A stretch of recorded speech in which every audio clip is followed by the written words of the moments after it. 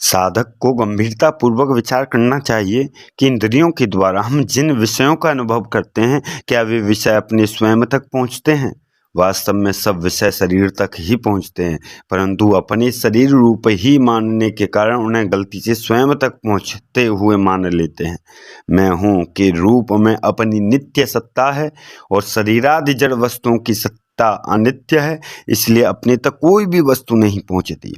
इसमें भी एक विशेष बात ध्यान देने की है कि वस्तुएं जहाँ तक पहुँचती हैं वहाँ भी वे सदा नहीं रहती।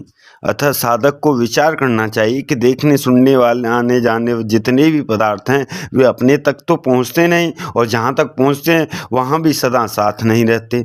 अतः उनके द्वारा कब तक सुख लेंगे, उनके साथ कब तक रहेंगे। शरीर आदि जड़ पदार्थों में परिवर्तन होता है, पर अपने में परिवर्तन नहीं होता। ऐसे परिवर्तनशील पदार्थों से हम कब तक काम चलाएंगे, उनके भरोसे कब तक रहेंगे। इस प्रकार यदि साधक विचार करे तो उसकी शीघ्र ही उन्नति हो जाए। विषय भोग तो अपने तक नहीं पहुंचता, पर उसका सुख और दुख रूप परिणाम मनुष्य अपने तक स्वीकार करता है। पुरुषः सुख दुखा नाम भोक्तृत्वे हेतु रुच्यते, अर्थात मनुष्य सुख दुख के भोगने में हेतु बनता है। जैसे मिली हुई वस्तुएं सदा नहीं रहती, वैसे ही उनसे होने वाला सुख दुख भी सदा नहीं रहता। जब मनुष्य को पता लग जाता है कि यह सांप है, तब उसे वह छूता नहीं। भोग भी सांप के समान है। भोग भोगना सांप के पकड़ने के समान ही अनिष्टकारक है। धनादि पदार्थों का संग्रहण करना कूड़ा करकट इकट्ठा करने के समान है। संग्रहण अपना कोई वास्तविक और सदा रहने वाला हित सिद्ध नहीं होगा, और भोग संग्रह दोनों ही अपने तक नहीं पहुँचते। अतः इनसे अपना बिल्कुल भी संबंध नहीं है। भोगों से संबंध जन्य सुख होता है और संग्रह से अभिमान जन्य सुख होता है। इन दोनों सुखों में जो आसक्त है, अर्थात इनके पराधीन है, वह कभी पूर्ण सुखी नहीं हो सकता। कहा है, पराधीन सुख नेव सुख नाय, पराधीन सपनेव सुख नाय। मानस चरित्र में वास्तविक सुख स्वाधीन में होने ही है, परंतु भोग और संग्रह में आसक्त होने के कारण मनुष्य पराधीनता में भी सुख का अनुभव करता है।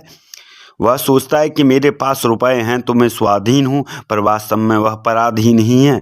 एक स्त्री ने मुझसे कहा कि मैं पुरुष होती तो बड़ा अच्छा रहता।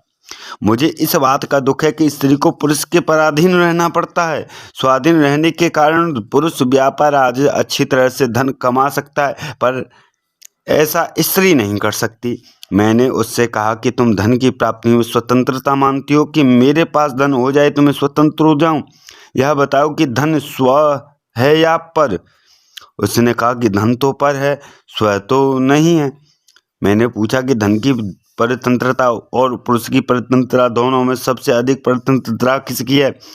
उस स्त्री की बुद्धि तेज थी। उसने तुरंत कहा कि सबसे अधिक परतंत्रता धन की ही है, इसलिए पुरुष के अधीन रहना ही अच्छा है। धन तो जड़ है, उसकी परतंत्रता से चेतन पुरुष की परतंत्रता ही अच्छी है।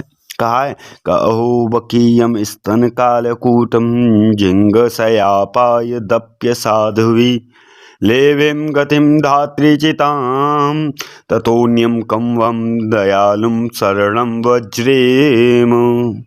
श्रीमद् भागवत में बोला गया है कि अहो, इस पापनी पूतना ने जिस प्रकार मार डालने की इच्छा से अपने स्तनों पर लगाया हुआ कालकूट विष पिलाकर भी वह गति प्राप्त की है जो धात्री को मिलनी चाहिए, उसके अतिरिक्त और कौन दयालु है जो जिसकी शरण में हमें जाना चाहिए।